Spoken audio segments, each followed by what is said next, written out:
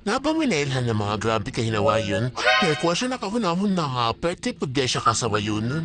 Pero syempre, manaway siya sa imuha.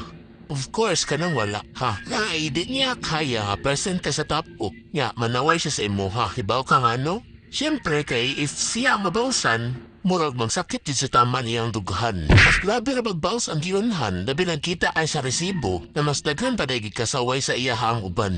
Kaya girl, huwag ka dyan magpanauna oy. Siguro ha sa dyan analyze from your head to foot. Like, pretty ba ka? Or basig sa imuha ng paminaw, sexy ka ka? Wala pa kay kulang. Or basa din naman na sobrahan. Imong skin, wala rin kagid.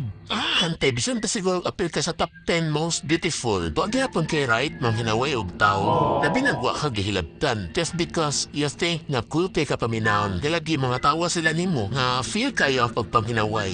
I mean, dili ra ni mga girls ha. Nagkabo kay mga maing laki nga mga hinawayon po doy. Bata man or mga gurang, pero te, redyog mga cute. Pero you know what, kana nyo nga pagka-expert nga mga hinawayon. O sa ray rason, legit ay mga fighting spirit. Lahi ar gini mo ang confidence sa sarili. Sis, di haring bilib ni mo. Napahaba, appeal ka sa top 10 most beautiful sa imong kaminaw. Wala pasuke ka manaway sa laing mga tao. I feeling pretty and feeling yummy diya ka.